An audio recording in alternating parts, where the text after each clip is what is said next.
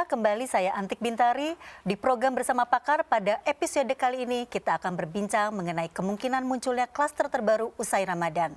Tradisi mudik serta kemungkinan kedatangan WNA India yang akan membuat lonjakan penderita COVID-19. Indikator Politik Indonesia merilis hasil survei terkait dengan larangan pemerintah mengenai mudik Lebaran 2021.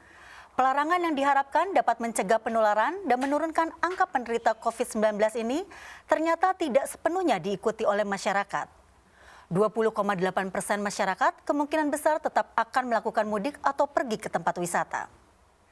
Sementara itu 38,6% masyarakat kemungkinan kecil melakukan mudik ataupun pergi ke tempat wisata pada momentum Idul Fitri. Dan 45,8% masyarakat setuju dengan larangan mudik. Dan alasan terbanyak dari yang mendukung larangan mudik adalah ingin mengurangi penyebaran COVID-19, kemudian ingin segera pandemik berakhir, dan untuk mematuhi aturan pemerintah. Pemirsa, berita terbaru dari Kementerian Kesehatan melalui juru bicara COVID-19, Siti Nadia Tarmizi pada tanggal 29 April 2021 menyampaikan terjadi peningkatan kasus positif COVID-19 menjadi 5.833 kasus dan ada tambahan 600 serta merupakan alarm bagi Indonesia. Sebelumnya, laju kasus COVID-19 di Indonesia sudah di bawah 5.500 kasus. Dan telah hadir Bapak Army Susandi, pakar kebijakan. Bersama beliau kita akan berbincang mengenai hal tersebut dan kemungkinan terciptanya klaster baru pasca Ramadan dan mudik Lebaran. Ya, terima kasih Pak Army Susandi sudah hadir di studio. Sehat ya Pak ya? Alhamdulillah sehat. Tadi lancar perjalanan Pak? Lancar walaupun sedikit macet. Dan sudah divaksin Pak? Sudah. Iya, terima kasih Pak. Jadi mudah-mudahan kita sehat semua ya Pak ya. Insya Allah.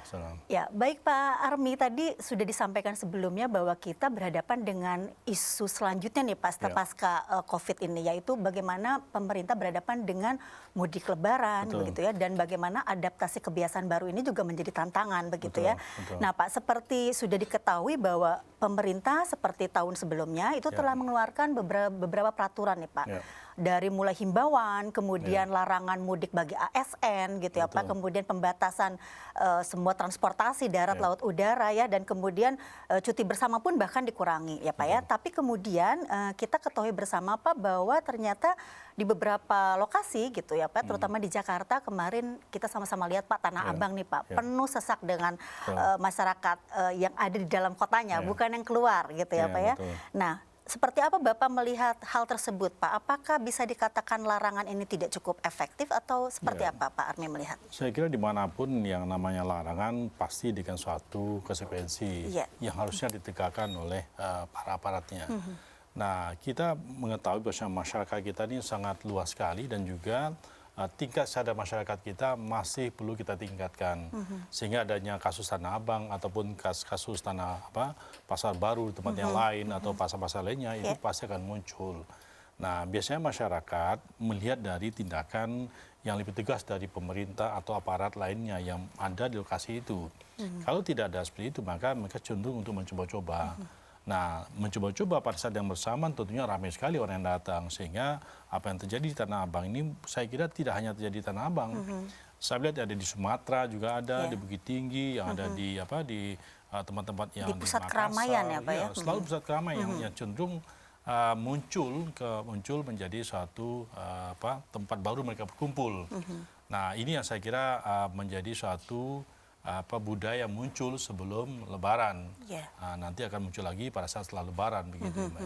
Ya, tapi kan Pak sepertinya pemerintah kan sebetulnya sudah sangat punya peran di sana ya Pak. Tapi kalau berbicara tadi Pak Army mengatakan bahwa tingkat kesadaran masyarakat yang masih rendah dan kemudian tindakan tegas yang kurang begitu.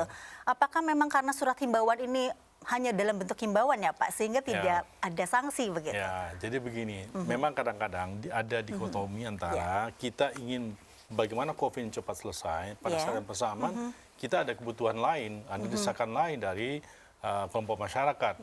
Mungkin pedagangnya ataupun kelompok masyarakat lainnya ingin berbelanja. Jadi ada faktor ekonomi dan faktor bagaimana efektivitas daripada ekonomi terus berjalan itu ya faktor lain. Nah, memang Presiden mengatakan kesehatan dulu yang kita pikirkan pada saat bersamaan, kita juga mencoba untuk faktor ekonomi. Tidak mudah memang. Pada awal tahun lalu kita bicaranya Presiden mengatakan kesehatan dan ekonomi berbarengan. Tapi kemudian ada ralatnya juga dari dunia. Kesehatan yang pertama dulu, baru ekonomi. Nah, sekarang kita sebenarnya tidak bisa memisahkan keduanya. Pada saat yang bersama kita jaga faktor-faktor kesehatan yang mempengaruhi penyebaran COVID. Pada saat yang bersama kita coba dengan cara-cara tertentu, dengan protokol kesehatan, kita bisa melakukan aktivitas pembangunan ekonomi dan masyarakat. Itu hal menurut saya tidak bisa kita pisahkan. Kita mencoba suatu titik kesetimbangan baru, di mana masyarakat bisa menjaga kesehatan, saat yang bersamaan juga faktor ekonomi tetap terus bergerak. Kalau tidak, dua-duanya menjadi masalah. Kita tidak punya ekonomi yang bergerak juga masalah. Kesehatan juga masih perlu kita perhatikan dengan baik. Itu juga masalah begitu. Jadi di dunia ini saya kira sama, dimanapun. Dan saya kira kalau kita bilang Indonesia bukan orang negara yang jelek-jelek, kita masuk bagus. Coba bayangkan negara Eropa seperti Prancis, Spanyol, angka kasusnya tinggi sekali tuh. Apa kurangnya mereka? Nah, tapi tetap mereka menjadi negara yang paling besar di Eropa untuk angka kasus aktifnya. Kita masih di bawah itu. Jadi artinya apa? Satu sisi kesehatan masyarakat itu bermasalah, tapi saya yakin bisa jadi tingkat disiplin masyarakat juga masih baik. Walaupun ini menjadi tantangan pada saat semua merasa aman. Nah, ini menjadi salah satu persoalan yang perlu kita waspadai. Kita menjadi lupa pada protokol kesehatan antik. Ya, baik Pak. Nah, ini juga ada data Pak bahwa dilansir dari VOA Indonesia, Dr. Iris Andono Ahmad menyampaikan bahwa pelarangan mudik ini tidak cukup efektif katanya menekan peningkatan kasus COVID begitu ya, karena penularannya ini ternyata kan ada fakta Pak bahwa akibat mudik itu data terakhir per 9 Mei dari 6.000 pemudik ternyata secara random itu 4.000 Pak diantaranya terpapar begitu COVID. Nah, itu Bapak melihatnya seperti apa? Padahal tadi ya sudah ada larangan transportasi begitu Pak ya. Saya melihat memandang begini, sebenarnya pemerintah inginkan upaya maksimum sebenarnya melarang mudik dan sebagainya. Tapi kalau lihat dari sisi yang lain, sisi kebijakan, ini ada upaya mengerem. Tidak otomatis menutup semuanya itu. Kalau kita tutup semuanya, maka otomatis kita lockdown. Kita otomatis menghentikan semua faktor-faktor ekonomi, transportasi yang ada. Sementara masih ada hal-hal lain yang perlu kita perhatikan. Jadi memang kelihatan tidak mudah memang. Kalau kita strict mengatakan apa yang kita tutup seperti itu, tidak ada mudik sama sekali dan kita ada konsekuensinya, maka pemerintah pun mesti melakukan suatu hal yang sifatnya adalah konsisten pada semua hal. Tapi kan tidak mudah untuk itu. Misalnya kita larang mudik tapi orang banyak ke pasar, orang ke kebun binatang sebagainya. Ini bagaimana begitu. Jadi saya kira pesan yang saya tangkap ya adalah bagaimana pemerintah menahan orang untuk tidak beramai-ramai. Dengan bahasa lain kita dilarang mudik. Atau mudiknya belakangan saja. Atau dengan cara tertentu kita ngatur waktu, kayak gitu. Jadi mudiknya sebagian sekarang, yang lolos maksud saya ini, nanti berikutnya begitu. Atau bisa juga melalui media komunikasi yang lain, dengan cara video call barangkali begitu. Saya kira walaupun masyarakat kita merasa kurang sepertinya, ya sudah. Setidaknya saya lihatnya, efektivitasnya lumayan sebenarnya saya lihat. Efektivitasnya cukup berhasil dalam menahan orang untuk pulang kampung. Karena terbukti dari sekian 100% orang tuh hanya 21% yang ingin mudik. 21%. Ya, bayangkan kalau tidak ada larangan, mungkin 80% mereka ingin mudik, pasti begitu. Ya, jadi menarik ya Pak, sebetulnya substansi dari pelarangan ini adalah melakukan pembatasan kumpulan-kumpulan tadi ya. Tapi realitasnya kan tempat wisata juga di beberapa tempat tetap dibuka ya Pak ya. Artinya sangat mungkin kumpulan itu juga terjadi begitu ya Pak ya. Walaupun tanpa mudik sebenarnya. Ya tanpa mudik begitu. Tapi mungkin akan ada perbedaan memang Pak dari segi dampak ya. Antara kelompok orang yang berpindah begitu Pak dengan kelompok orang yang memang berada di situ juga. Mungkin akan berbeda ya Pak. Berbeda. Jadi waktu tahun lalu kita mengetahui bahwasanya ternyata daerah tujuan mudik itu menjadi tempat penyebaran baru. Ini yang dilarang oleh pemerintah. Misalnya Jawa Barat, kemudian Jawa Timur, Jawa Tengah, itu daerah tempat penyebaran baru. Berasal dari mana? Dari Jakarta dan Banten gitu. Dan kita lihat itu pergerakan orang Jakarta Banten tahun lalu itu menyebabkan angka kasus pada 3 wilayah Jawa Barat, Jawa Tengah, Jawa Timur dan plus Jogja, walaupun Jawa tidak terlalu besar, itu naik sampai 2 kali lipat. Nah, pikiran kita saat ini mungkin tidak sebesar itu. Karena pertama sudah ada vaksin, sudah ada mulai. Kalau dulu kan protokol kesehatan itu kan masih sangat rendah sekali. Orang belum divaksin, belum.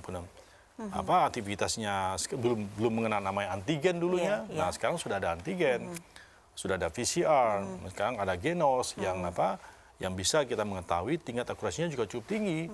Dulu kan cuma rapid test. Betul. Nah, tingkat efektivitasnya juga tidak masih rendah dan dia hanya bisa menjangkau jika CT-nya itu di atas 35.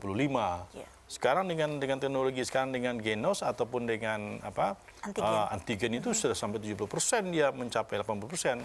Artinya dia kalau di atas 20 dia bisa menangkap begitu. Makanya orang dipastikan kalau biasanya ini kalau dia antigennya reaktif, dia pasti positif itu. Kalau dia non reaktif atau negatif, dia pasti negatif juga. Sehingga orang makanya sekarang penerbangan bisa menerima antigen begitu. Dan itu saya kira kita tidak melihat angka misalnya pramugari itu tinggi, angka kasusnya kan tidak banyak gitu. Karena mereka ada protokol kesehatan, ada unsur memakai tes anti COVID sebelumnya begitu. Nah Pak, itu berarti kan kalau kita berbicara ada beberapa upaya pencegahan sebetulnya ya. Ada opini Pak, ada wacana bahwa kenapa harus dilarang mudik kalau misalnya itu saja menjadi persyaratan begitu Pak. Artinya tadi ya bahwa harus antigen, genos dan lain-lain gitu. Kenapa tidak itu saja gitu? Apakah itu tidak cukup efektif juga vaksinasi dan lain-lain? Dan ternyata yang tadi 6.000 orang, 4.000 mereka mungkin tidak dites sebelumnya. Tidak dites dan belum vaksin jangan-jangan. Belum vaksin begitu. Jadi persoalannya adalah bukan hanya persoalan kita sudah dites ataupun sudah vaksin. Vaksin kita kan belum cukup semuanya. Walaupun Indonesia termasuk negara yang kemampuan vaksinnya tercepat di ASEAN begitu. Tapi kan karena jumlahnya belum cukup. Nah, satu yang kedua adalah memang belum semua orang melakukan upaya seperti tes antigen, swab antigen dan sebagainya tadi atau genos belum semua orang.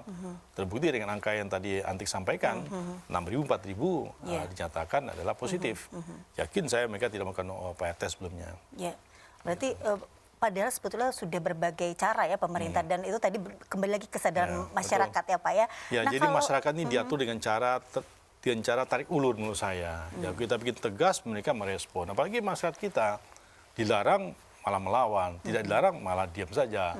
Nah, saya kira ini bagaimana tuh Pak mengantisipasinya dilarang malah melawan nih Pak? Gimana caranya ini Pak? Kan banyak juga tuh kasus kemarin yang sempat ditangkap juga viral tuh Pak ya bahwa ada beberapa yang malah menyosialisasikan udah jangan pakai masker, kemudian tabrak itu pembatas begitu ya? Ya, ini saya kira tarik ulur. Kalau saya sebagai pemerintah tentu akan tegas begitu ya. Tapi dalam pelaksanaan di lapangan saya yakin pemerintah memakai cara-cara terutama aparat dalam pelaksanaan di lapangan tentu menyesuaikan dengan kondisi di lapangan. Artinya begini, kalau misalnya suatu ketika ini tidak terlalu membahayakan lewat mungkin ya ini pemikiran saya. Saya melihat di lapangan seperti itu. Saya tidak melihat aparat kita sangat-sangat strict untuk menutup. Saya kira tidak juga begitu. Masih banyak pertimbangan juga ya Pak ya? Ada pertimbangan lain yang saya kira ini secara kebijakan saya kira sah-sah saja begitu. Ujungnya kan targetnya jangan sampai kita kasusnya tuh tinggi kan gitu. Jangan sampai seperti India begitu, Atik. Betul, ya. Ini juga menarik Pak. Bagaimana kalau berbicara koordinasi antara pemerintah pusat dan daerah? Karena kan tentunya kebijakan ini semua kan bukan hanya pemerintah pusat ya Pak yang bertanggung jawab. Bapak melihatnya seperti apa? Koordinasi, hubungan dengan pemerintah daerah? Ini saya kira perlu kita tingkatkan. Artinya selama ini pemerintah pusat saya lihat cukup jelas apa yang menjadi sasaran dan targetnya. Nah, pemerintah daerah menurut saya tidak semua mempunyai komitmen yang cukup tinggi. Nah, kenapa? Karena pemerintah daerah pun punya PR-PR sendiri yang menurut mereka ini lebih prioritas dibanding COVID begitu. Padahal pemerintah pusat mengatakan COVID dulu yang kita upayakan penyelesaiannya. Kemudian saat yang bersamaan baru nomor urut yang kedua, ketiga, seterusnya. Saya melihatnya secara pribadi mengatakan komitmen pemerintah daerah itu masih beragam. Belum 100% sama dengan pemerintah pusat. Nah, kenapa demikian? Karena terbentuk terpetakan dari anggaran, dari kegiatan yang cenderung upaya ke arah sana masih sedikit menurut saya. Itu bisa kita, jujur saya mengatakan, hanya beberapa daerah tertentu yang komitmennya untuk penanganan COVID ini cukup tinggi. Misalnya daerah seperti Surabaya, bagus itu. Jawa Timur, bagus sih mereka. Itu pun karena ada kasus gitu ya, Jawa Tengah saat ini, wah kencang. Itu kelihatan Antik dari grafiknya itu kelihatan kita prediksikan dia naik, ternyata dia turun begitu. Jawa Tengah tuh ini penurunan ya, betul, terakhir itu lihat grafiknya. Tapi Jawa Barat naik nih Pak.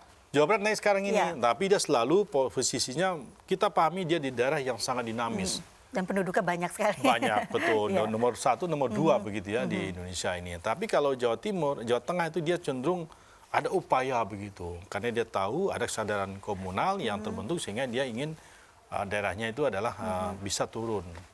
Dan itu terbukti dengan prediksi kami itu. Jadi kalau daerahnya tinggi, ternyata dia sudah mulai turun begitu. Itu bagus sekali itu menurut saya. Ya, baik Pak. Jadi memang ada beberapa yang belum satu jalan alur karena keterbatasan tadi ya Pak anggaran. Betul, meskipun anggaran, kemudian juga komitmen dari ini harusnya kepala begini. daerah Nah, ya. Betul. Ya.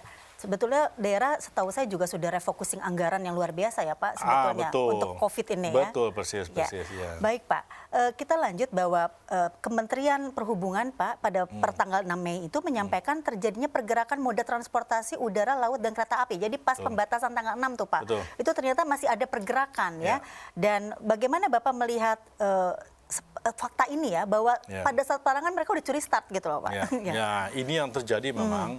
Kami amati sebelum tanggal 6 itu terjadi pergerakan yang meningkat begitu. Karena mereka mikir ya nama kita cenderung mengakali aturan yang ada. Tanggal 6, tanggal 5 saya pulang, saya pulang begitu ya. Nah, saya kira ini yang perlu kita lihat sebagai suatu fenomena masyarakat Indonesia yang cenderung mencari celah di antara aturan yang ada. Dan itu kita akui memang seperti itu. Dari pergerakan yang kita pantau dari aplikasi yang kami miliki itu cenderung pergerakan tuh naik memang. Hampir semua semua transportasi itu ya Pak? Betul Pak. Jadi ditandai dengan pergerakan orang. Dia menggunakan transportasi itu naik semua tuh. Yang tadinya sedang menjadi tinggi itu. Pasal tanggal 4, tanggal 5. Khususnya wilayah Jakarta, Jawa Barat, Jawa Tengah sampai dengan Yogyakarta itu tinggi sekali. Nah, hanya waktu 2 hari saja itu. Sesudah itu dia turun lagi. Karena aturan tanggal 6 itu cukup tegas sehingga drop begitu. Nah, kemudian sekarang masuk tanggal 11. Nah, mulai ada pergerakan lagi gitu yang menurut saya kita harus tahan di aparat di lapangan tentu pun tidak mudah ya karena dia harus mengatasi ruas yang besar, kontinu, tengah malam. Saya kira ini tidak mudah menurut saya. Baik Pak Army, mungkin nanti kita akan lanjutkan lagi diskusi yang menarik ini ya Pak ya. Kita akan rehat sejenak. Ya pemirsa, perbincangan berkaitan dengan bagaimana konflik atau kemudian realitas adanya perdebatan mudik ini akan kita lanjutkan pada segmen berikutnya. Kita rehat sejenak.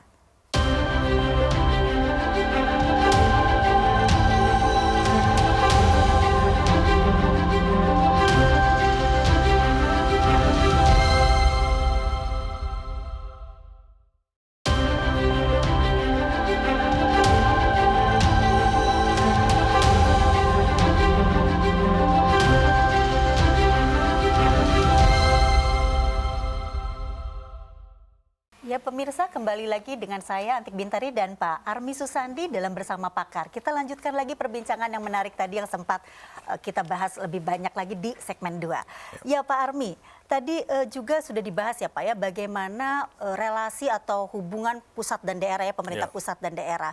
Dan berbicara bagaimana komitmen dari kepala daerah. Tentunya kita juga harus juga melihat bagaimana koordinasi di lapangan nih Pak secara teknis ya Pak.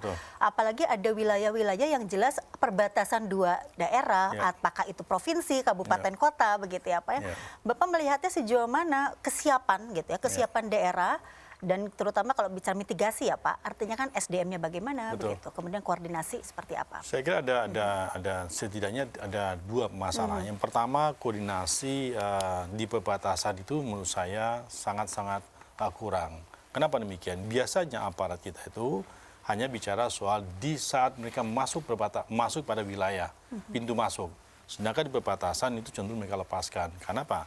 Karena biasanya perbatasan itu mereka berpikir mungkin dia bisa ke kanan, bisa ke kiri atau ke depan begitu. Tapi intinya mereka hanya menjaga di perbatasan pas masuk ke wilayah itu. Katakanlah pintu tol atau mau keluar pintu tol. Nah, itu salah satu yang mereka katakan. Artinya ini menurut saya kita tidak bisa membayangkan seharusnya penyekatan itu sangat ketat ya, tapi kan tidak mungkin itu menurut saya. Artinya secara jumlah tidak mungkin. Yang kedua menurut saya, yang saya bilang barusan, jumlahnya sendiri juga tidak mungkin kita bisa sebanyak itu. Apalagi kalau waktu yang lama, waktu yang sampai dengan 24 jam berturut-turut begitu ya. Karena setahu saya, pengalaman saya, karena saya dinas dari Bandung ke Jakarta, itu saya lihat tidak semua disekat begitu. Nah, hanya sekali dipilih-pilih saja begitu. Tapi saya lihat ada suatu keluasan, kelonggaran yang diberikan oleh aparat pada saat dia lancar, maka dia biarkan begitu ya. Saya bilang begitu. Tapi artinya apa? Kalau pada saat tidak terlalu lancar kemudian disekat itu terjadi penumpukan malah antik. Ini bisa jadi masalah baru. Karena pada saat tanggal berapa? Tanggal 6 itu dicoba sangat ketat oleh aparat dan terjadi penumpukan macet itu. Dan itu menjadi salah satu potensi klaster baru tuh kalau misalnya itu kita biarkan itu. Saya kira ini tidak bagus juga begitu. Jadi menurut saya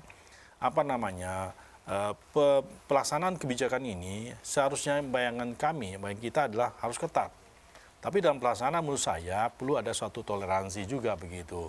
Apalagi kalau misalnya kita mengatakan ini adalah budaya segala macamnya begitu ya. Nah, itu perlu kita perlihatkan juga sebagai suatu kemungkinan untuk dilakukan toleransi. Tapi bombardir mengatakan bahwasanya ini dilarang, menurut saya tetap lakukan. Lebih baik di rumah saja, tidak usah ke luar dulu gitu. Setidaknya ini akan memperlambat angka kasus. Nah, terbukti dengan adanya upaya kita saat ini masih tidak terlalu banyak pergerakan, angka kasus kita kan hanya 5.000 masih menambah 6.000 nih. Dulu bayangkan kita sampai dengan 14.000 pada saat tahun lalu 14.000, sekarang cuma 5-6.000. Malah ada kasatnya kita di bawah 5.000 begitu. Jadi kita masyarakat mesti paham, pemerintah tentu tidak mudah menjelaskan aparat ini. Artinya dengan cara tegas sekalipun. Belum lagi ada orang tertentu membuat suatu amplifikasi tertentu. Ini apa, kenapa kita tidak boleh segala macam. Malah provokasi ya, Pak? Provokasi, artinya pemerintah tidak mudah. Maka kita bantu pemerintah ini supaya dengan cara jauh sedikit orang yang 21% tadi jangan pulang begitu. Nanti saja pulangnya diatur begitu waktunya. Ini kan masalah pelandaian nih antiknya. Artinya sampai orang meningkat kasusnya seperti ini sehingga dia turunnya tidak gampang. Baik kasusnya tuh jauh begitu ya. Sehingga rumah sakit kita, sehingga orang pulang kampung kita menjadi bisa diatur. Nah, walaupun masalahnya lebaran tuh adalah hal yang sakral bagi masyarakat untuk bisa bertemu dengan keluarganya. Tapi itulah saatnya kita menahan. Setidaknya kita bisa tahan 2 tahun lah itu. Tahun lalu, tahun sekarang. Mudah-mudahan tahun depan kita lebih longgar lagi begitu antiknya. Sehingga angka kasusnya bisa jadi hanya di bawah 100 begitu. Nah, sehingga kita lebih luas dalam itu. Jadi menahan diri ini jauh lebih penting menurut saya, terutama masyarakat, sehingga pemerintah terbantu. Apalagi kita yang di lapangan itu kan tidak mudah itu bisa terbantu begitu. Mereka kan juga butuh makan, mereka juga manusia bukan robot gitu kan. Nah, saya kira siapa yang tidak bisa, aparat bisa tegas, pasti bisa melakukan upaya penyekatan yang lebih ketat lagi, sehingga masyarakat benar-benar tidak mungkin lolos begitu. Tapi saya kira di lapangan tentu ada upaya-upaya penyesuaian. Nah, tapi intinya aparat pasti ingin lebih tegas dalam upaya mendukung program pemerintah ini. Ya, Pak. Tadi sudah dikatakan bahwa SDM-nya juga kurang begitu ya. Kemudian juga koordinasi juga tampaknya juga kurang karena tadi kesulitan mobilitas yang sudah segera berjalan. Tapi Pak, kalau kita berbicara kasus India begitu terutama juga tahun 2020 itu Pak sempat terjadi di Italia Pak, bahwa konteksnya adalah perpindahan dari selatan ke utara begitu Pak, di mana di utara itu banyak orang-orang tua begitu ya, dan ini di selatan ini banyak anak-anak muda yang kuliah begitu, dan pada saat ini berpindah pada musim liburan itu kan yang membuat Italia tinggi seperti itu Pak. Pada saat pindah liburan ke orang tuanya, ternyata klaster orang tua yang kena COVID dan akhirnya meninggal itu kan makin tinggi. Ini juga akan seperti itukah Pak pada saat berbicara mudik kan mengunjungi orang tua ya Pak? Betul. Apakah ini juga sangat mungkin bisa terjadi seperti kasus-kasus sebelumnya? Saya kira memang yang terjadi di Italia ataupun di India, saya beberapa saat di Italia mereka cenderung berpindah dari tempat yang komunitasnya sangat kompleks kepada komunitas di utara yang lebih homogen. Nah, ini bisa jadi akan berpotensi menurut saya kalau masyarakat tetap mengotot untuk tetap pulang ke rumah orang tuanya. Apalagi upaya pencegahan dalam bentuk tes antigen tadi tidak dilakukan. Nah, ini saya kira potensi besar gitu ya. Malah kita sudah memperkirakan dengan adanya lebaran ini, kasus akan naik sekitar 45% antik. Jadi sekarang ini 5.000 bisa naik sekitar 45%. Mungkin nanti sekitar 9.000 muncul. Diprediksi Pak. 8 sampai 9.000 akan muncul nanti 2 minggu sesudah lebaran. Biasanya kenaikan kasus itu ditandai dengan angka kasus naik sesudah 2 minggu sesudah terjadinya liburan atau saat ini kata lebaran. Nah sekarang ini cukup panjang nih. Nah bisa jadi dia kasusnya akan 8.000 sampai 9.000 akan muncul sesudah 2 minggu plus sampai dengan 3 minggu sesudah puncak kasus yang 2 minggu tadi. Jadi otomatis kita 1 bulan lebih dia mencapai angka yang tinggi lagi. Nah tapi kita yakin mudah-mudahan ini tidak menunjukkan satu angka kasus yang eksponensial. Biasanya dia katakan sekarang 5.000, nanti 2 minggu kemudian dia akan naik begitu. Dia akan naik, kemudian dia akan bertahan sampai 2 sampai 3 minggu. Sesudah itu dia akan turun lagi. Nah turunnya ini biasanya kalau tanpa ada pencegahan maka turunnya itu agak lambat gitu. Dia flat turun begitu ya. Nah baru turunnya cepat nih gitu ya. Pada sesudah sebulan kemudian. Artinya apa? Kita memperpanjang angka kasus yang sudah turun. Nah dengan adanya pasca mudik ini. Jadi kita berkontribusi sebenarnya dengan adanya mudik ini kontribusi kepada memperpanjang angka kasus tinggi begitu. Nah coba kalau misalnya kita tahan mudik, tentu dengan adanya upaya-upaya tertentu yang lebih kuat dari aparat dan kesadaran masyarakat, maka 5.000 ini kita pertahankan nih, 5.000, mungkin bisa jadi 4.000 gitu. Nah tapi kalau dengan mudik saat ini, yakin saya naik sekitar 45%, itu hitungan kami. Jadi naik angka hariannya tidak lagi 5.000 atau 6.000, mungkin 8.000 atau 9.000. Nah ini yang kita takutkan. Iya. Nah, Tinggi kalau sudah sekali itu ya Pak ya? Tinggi sekali. Itu sama dengan kita angka sekitar awal Januari itu. Januari kita kan angkanya sekitar 9.000 per hari per harinya gitu. Nah, jangan sampai kita terjadi. Nah, tapi ada perbedaannya menurut saya dengan India. India itu kan pemerintah pusatnya melegalkan masalahnya, membiarkan. Kalau kita kan tidak. Tegas Presiden mengatakan dilarang mudik. ASN ada konsekuensinya dan sebagainya. Nah itu kan jelas itu. Kecuali yang bertugas. Itu pun syaratnya tidak gampang gitu. Ada suratnya, ada cap basahnya begitu. Tanda tangan juga. Tanda tangan juga. Dan kemudian juga harus ada pemerintah juga menjibkan adanya ada pemeriksaan PCR dan antigen. Nah saya kira berbeda dengan India. Saya yakin tidak akan seperti India. Tapi tentunya kita tidak ingin puncak kasus kita tuh naik lagi begitu. Dari 5.000 yang sudah turun 4.000, kadang-kadang libur 6.000, naik turun lagi, jangan sampai jadi 8.000, 9.000. Itu saja sebenarnya.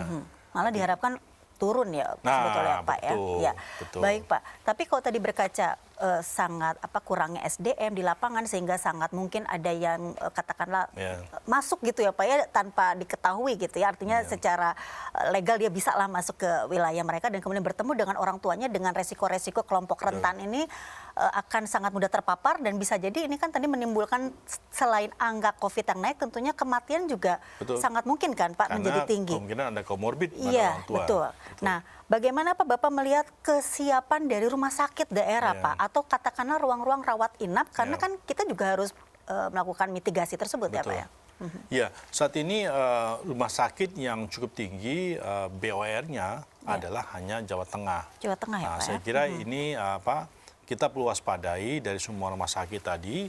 Jawa Barat sudah di bawah 40%, sedangkan Jawa Timur juga di bawah. Nah, Jawa Tengah ini masih cukup tinggi, 50%. Malah ada beberapa rumah sakit di atas 60%. Karena syarat batasnya 60%.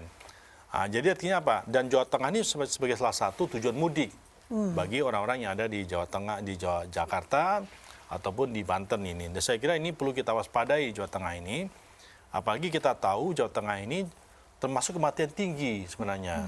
Jadi Jawa Tengah ini termasuk daerah yang pernah menjuarai jumlah kasus.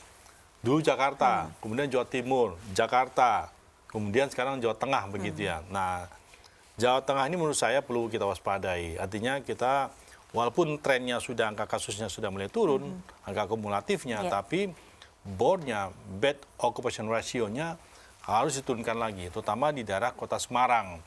Kenapa? Karena beberapa daerah sudah beberapa rumah sakit sudah di atas 60%. Idealnya 60%. Kalau WHO mengatakan 60% tingkat huniannya. Kalau Satgas Covid pernah mengatakan 80% masih oke. Nah, saya kira ini perlu kita anggaplah kita pakai 60% lah gitu. Nah, saya kira ini perlu kita tahan. Nah, sehingga nanti mesti ada warning dari pemerintah kabupaten atau kota yang ada di Semarang untuk kesiapannya. Dan saya yakin tadi Antik bilang bahwasanya orang tua menjadi potensi terkena dampaknya itu sangat benar gitu. Kasus yang Jawa Timur juga sama. Mereka tuh banyak kan, kenapa orang tuanya kenapa banyak meninggal? Ternyata adalah komorbid, ternyata orang tua begitu. Nah, kita lihat di sini Jawa Tengah ini salah satu yang potensi orang tuanya besar juga nih sama Jawa Timur, sehingga kalau didatangi oleh anak-anaknya yang tanpa melakukan upaya antisipasi, setidaknya antigen menurut saya ini salah satu potensi yang akan menjadi naiknya angka kasus dan juga kematian di Jawa Tengah. Iya. Itu juga ada juga pemberitaan bahwa ternyata beberapa daerah termasuk Jawa Tengah sudah mempersiapkan ruang-ruang isolasi ya Pak ya, untuk kemudian untuk yang pendatang yang hadir itu kalau misal ternyata pas datang dia dites, dia sudah harus ada isolasi khusus. Nah itu Bapak melihatnya bagaimana Pak? Apakah langkah positif atau? Sebenarnya kita bisa memakai cara pembatasan seperti PPKM mikro ini. Nah, kenapa demikian? Karena masyarakat ikut terlibat. Tidak hanya pemerintah kota atau tingkatnya kecamatan, tapi RT, RW. Sehingga nantinya mereka kalau ada menunjukkan suatu gejala tertentu, dites dia panas, kemudian dia kalau bisa di swab antigen atau di swab dengan cara genos itu menurut saya dia bisa ini atau dengan hembusan napas dengan genos itu bisa diisolasi gitu. Nah, ini menurut saya perlu ada suatu tingkat yang lebih rendah. Tidak hanya tingkat kabupaten kota begitu.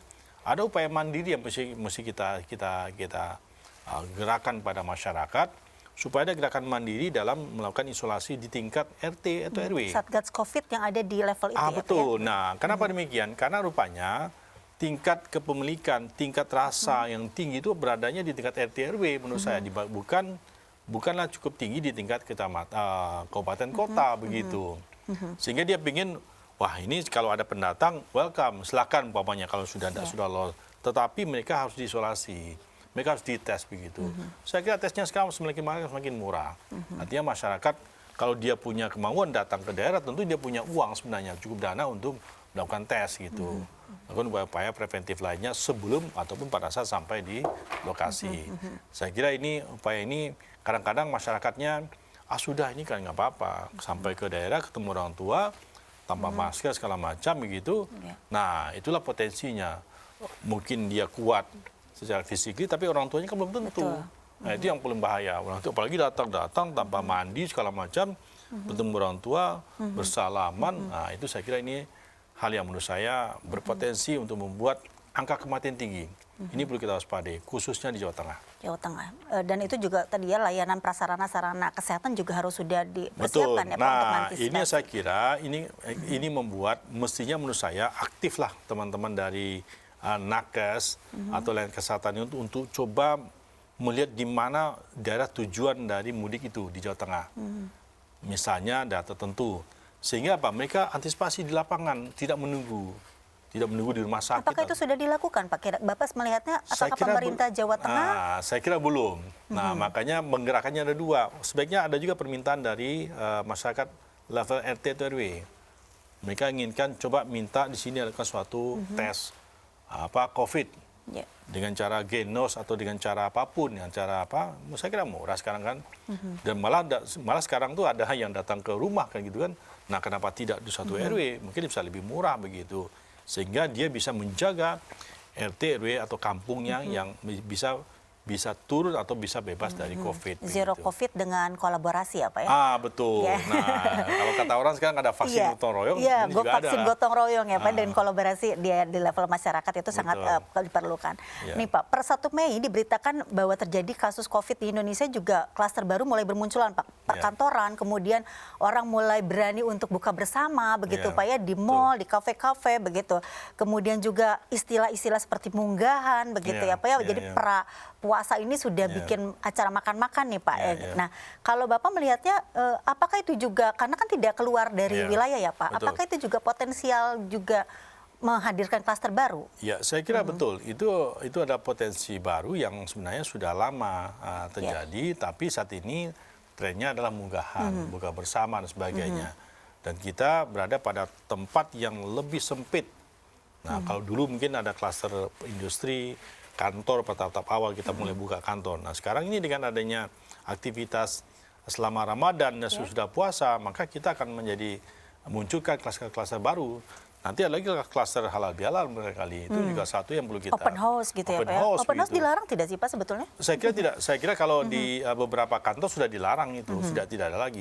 Presiden pun juga tidak ada open house itu. Presiden ya. Nah, sudah ada. Menteri-menteri sudah ada. Pejabat negara saya lihat sudah tidak ada open house. Mereka sholat begitu dalam jumlah terbatas, dalam jarak tertentu, mereka selesai. Salaman juga dengan cara yang memakai jarak tertentu, mereka pulang selesai gitu. Nggak ada lagi tuh open house yang seperti dulu lagi. Jadi kalau demikian klaster-klaster baru ini sudah cukup diantisipasi untuk tidak ada ya Pak? Saya kira pengalaman tahun lalu masyarakat kita atau para pemangku kepentingan sudah mulai seperti biasa mereka tidak lagi. Tetapi mungkin menurut saya yang masyarakat awam nih yang ada munggahan tadi makan bersama, buka puasa bersama sebagainya itu adalah hal yang perlu kita waspadai. Tentunya klaster. Apalagi saat masuk itu tanpa ada cek suhu. Karena salah satu indikatornya adalah suhu tubuh. Nah, biasanya warung-warung tuh banyak itu. Nah, jadi mungkin bebas, leluasa, maka muncullah kasus karena ketidakdisiplinan kita. Iya Pak. Ini juga tadi Bapak sudah mengungkit berkaitan dengan peristiwa di Jambi ya Pak ya, yang kemudian juga warganya juga cukup parah begitu angka COVID-nya ya, dikarenakan tadi kegiatan tradisi ya Pak. Nah sebetulnya bagaimana kira-kira Pak kita melakukan salah satu pencegahan supaya tradisi-tradisi yang merugikan, ini kan akan merugikan kalau ngumpul-ngumpul, takbiran kah nanti ya Pak ya, kemudian ngumpul-ngumpul di masjid menjelang Idul Fitri begitu, itu kira-kira apa yang harus dilakukan oleh terutama untuk aparat pemerintah di level desa, kelurahan begitu Pak? Yang pertama saya kira betul, yang pertama pemerintah daerahnya dari tingkat provinsi, kabupaten kota menyatakan itu dilarang. Dilarang dulu ya, pelarangan dulu Pak. Nah, kemudian nanti implementasinya masyarakat bottom up. Desa, kepala desa, lurah itu bekerja sama mengatakan ikuti apa yang dianjurkan oleh pemerintah, apa yang dilarang pemerintah, jangan kita lakukan. Itu saja dulu. Nah, sesudah itu baru kita lihat masyarakat seperti apa melakukannya. Sesudah itu dalam konteks mereka masih tetap ngotot, baru kita melakukan upaya-upaya yang bisa membatasi gerakan-gerakan seperti takbiran dan sebagainya. Saya kira itu dulu. Dan saya kira beberapa provinsi, gubernur saya lihat sudah mengatakan tidak ada takbiran. Dengan cara di rumah saja atau virtual dan sebagainya. Saya kira sudah mulai. Di daerah Sumatera saya lihat sudah mulai itu. Walaupun kadang-kadang kalau kita lihat ya, tingkat disiplin masyarakat itu justru agak renggang itu di daerah-daerah yang terpencil sebenarnya. Mereka tuh saya lihat tidak ada upaya-upaya prokesnya masih rendah sekali itu. Mereka juga tidak ada, masih jauh dari tes antigen ataupun dan pengetahuan tentang itu juga masih rendah ya. Betul. Seperti apa Pak strateginya kalau untuk katakanlah karena Indonesia kita ketahui tentunya bukan hanya wilayah perkotaan ya, tapi kemudian wilayah perdesaan dan perbatasan ini yang tadi menjadi kekhawatiran. Harus seperti apa sebetulnya Pak? Saya kira yang pertama bagaimana supaya para pemangku di daerah yang tingkatnya lebih rendah itu berperan. Nah, ternyata yang disebut dengan PPM mikro itu sangat berhasil ternyata dibanding dengan PSBB yang cenderung lebih formal. Sedangkan PPM mikro itu cenderung lebih menyentuh dan itu menyentuh dari masing-masing aparat yang ada di daerah di mana dia tinggal. Menurut saya itu mesti diaktifkan kembali. Apalagi kalau misalnya silaturahmi, tapi dalam konteks silaturahmi mereka itu mengingatkan justru tidak berkumpul, mengingatkan hati-hati kita ada tamu dari Jakarta, dari Jawa Barat masuk ke sini, dari Banten, maka kita perlu menjaga jarak segala macam, berkumpul jangan lebih sekian orang sehingga bisa kita membatasi itu. Saya kira itu yang menurut saya perlu kita dorong masyarakat dalam level bawah untuk bisa lebih menjaganya gitu. Berarti pelibatan seluruh stakeholder ya Pak. Dan itu Indonesia sangat luas masalahnya. Kalau kita bebankan pada pemerintah pusat daerah, nggak mungkin menurut saya. Betul Pak, betul sekali. Perlu tadi ya bekerja sama yang berkelanjutan. Baik Pak, nanti kita akan lanjutkan pada segmen berikutnya dan kita rehat sejenak. Ya tentu saja pemirsa, perbincangan ini masih akan ada segmen berikutnya dan tentunya masih bersama pakar di Mata Milenial Indonesia TV, Matanya Indonesia.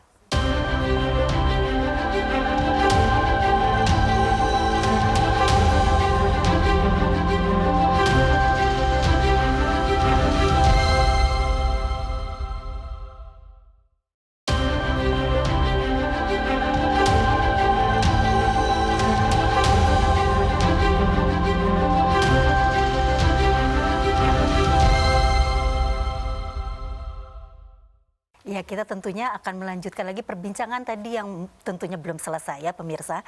Ya Pak Army, kita lanjutkan nih Pak. Ya. Bahwa tadi sudah Bapak sampaikan ada bagaimana keterlibatan stakeholder lainnya Pak. Ya, karena betul. tidak harus pemerintah pusat terus yang kemudian melakukan pencegahan Iya, gitu ya betul. dan penanganan. Nah Bapak melihatnya peran-peran mana nih Pak yang sebetulnya belum muncul atau katakanlah sudah ada tapi belum dimaksimalkan Pak, dioptimalkan. Pemerintah pusat kan bisa bermain, sudah bermain dengan aturan, Ya. kebijakan. Nah, implementasi di lapangan tentunya selain aparat juga ada pemerintah daerah, baik tingkat provinsi maupun tingkat kota kabupaten. Ya. Nah, saya kira seperti disampaikan di segmen sebelumnya, saya sampaikan bahwasanya peran dari pemerintah daerah ini masih kurang sebenarnya gitu. Jadi seakan-akan tuh sudah biar pemerintah pusat saja begitu. Padahal yang punya masyarakat langsung, berhubungan masyarakat langsung adalah pemerintah kota, kabupaten, dan pemerintah provinsi.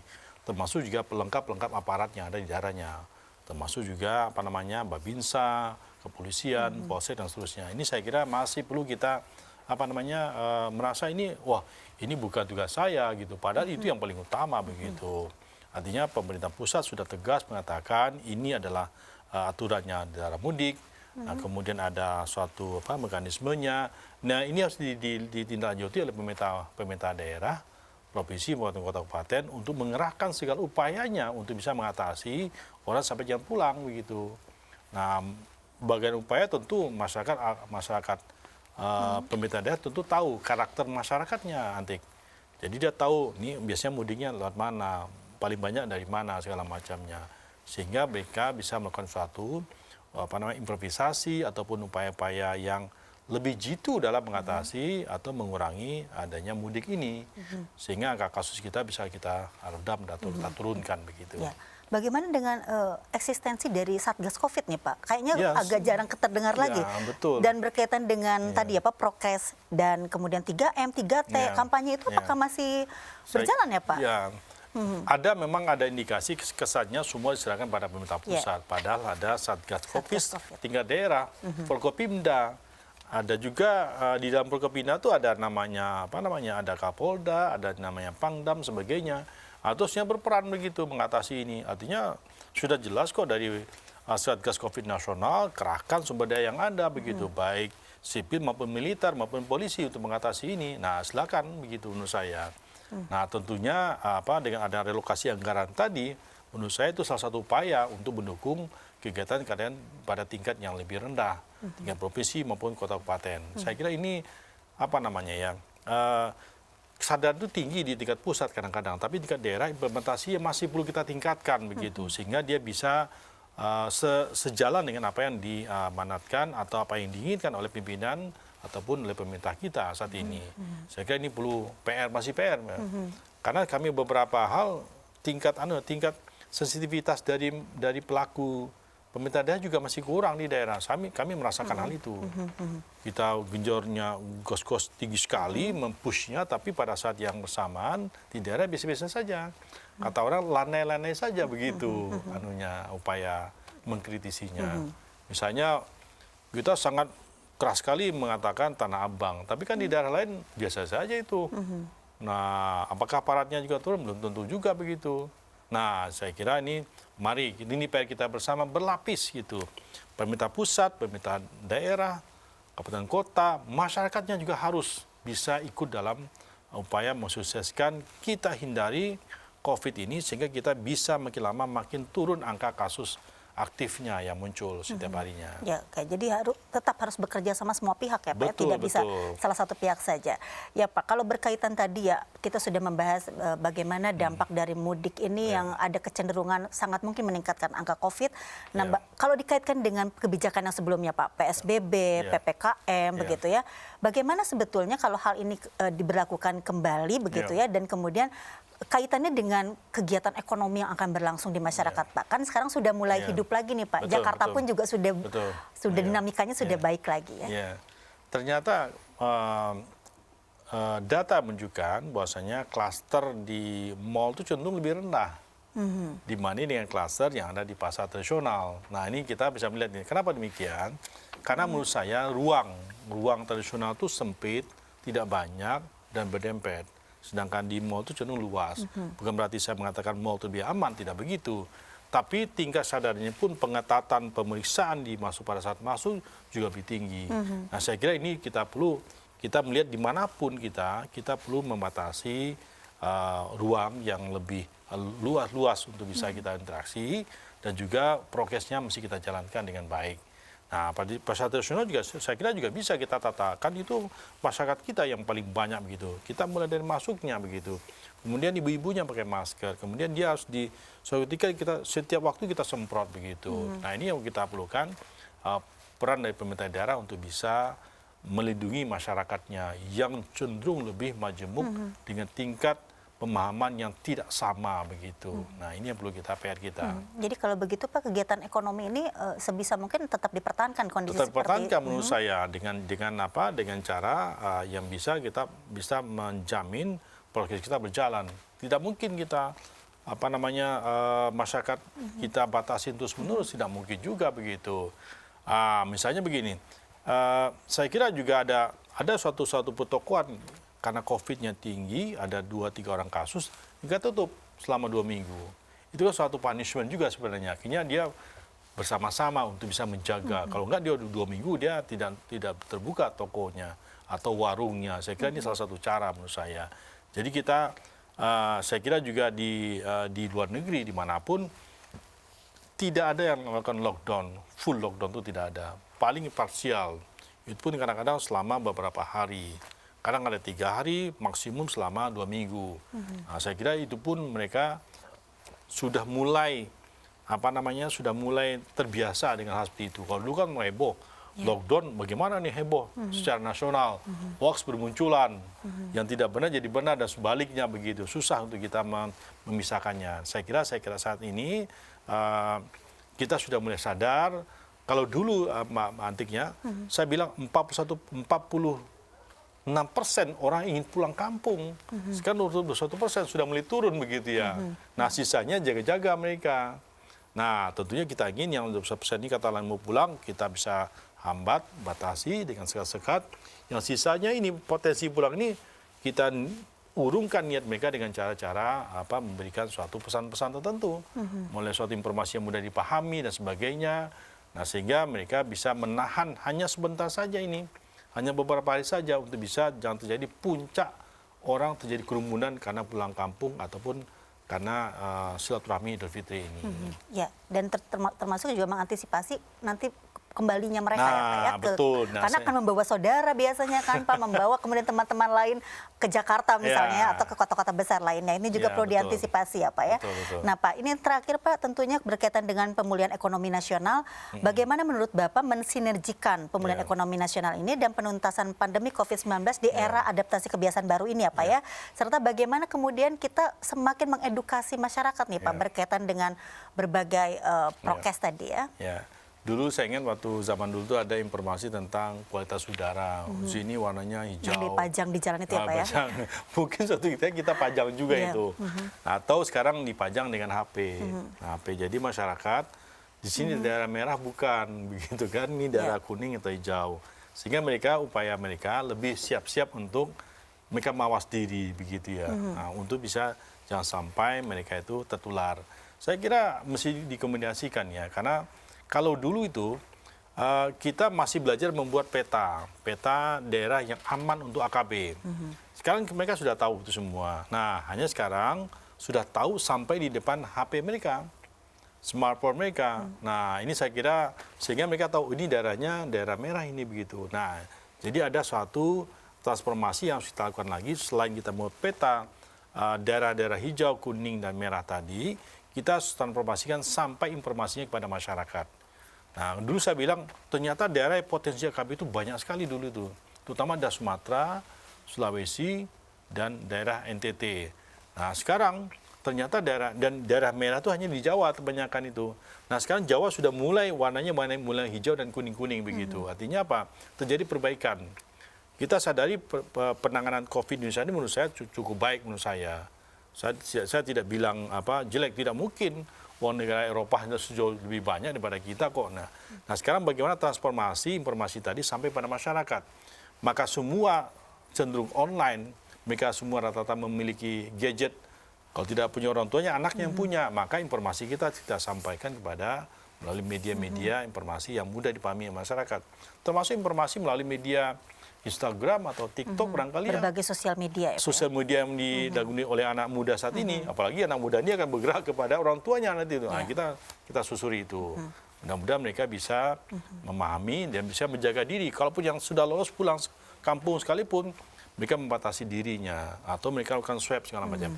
Yang belum punya niat pulang, ya urungkan niatnya begitu, sehingga mereka bisa membatasi dirinya untuk tidak ikut dalam menularkan keluarga terdekatnya mereka. Nah, kalau satu lagi Pak, kalau berbicara tadi ya ada pencegahan, ada upaya, kemudian strategi-strategi lain ya Pak. Nah, kalau berkaitan dengan pemulihan ekonomi nasional, kira-kira Bapak memandangnya apakah tahun 2021 ini bisa dikatakan berbagai pencegahan ini akan berimplikasi pada penyehatan itu? Ya, saya kira betul sekali. Dan ternyata pada saat kita sudah membuka diri kita, menetapkan adaptasi kebiasaan baru di mana yang hijau kita bisa membuka sektor ekonominya, kami punya sistemnya tuh. Jadi kalau kita lihat AKB-nya itu dia warnanya hijau, kita klik maka inilah sektor ekonomi kita buka. Nanti dipakai oleh presiden itu. Dan yang kuning ini maka ini saja. Yang merah ini kita stop dulu sampai dia red reproduction time itu bisa turun di bawah 1 begitu. Nah, dengan cara seperti demikian ternyata masyarakat mulai bergerak begitu. UMKM, warung-warung, pasar-pasar, restoran, sehingga mereka bergerak. Coba bayangkan, sektor masyarakat kecil itu jauh lebih besar sebenarnya. Jadi dengan cara mereka tahu informasi dari mereka itu adalah saat ini rawan, tidak rawan, mereka bisa membuka dirinya disesuaikan dengan kondisi yang ada. Menurut saya itu sekaligus kita membuat pen kita tuh bergerak gitu. Ekonomi kita terus bergerak, tidak hanya kita menjaga kesehatan, saat yang bersamaan kita juga mulai memulihkan ekonomi kita. Dan terbukti ekonomi kita sudah mulai naik lagi. Walaupun belum sampai 1 atau 0, setidaknya -2 lumayan.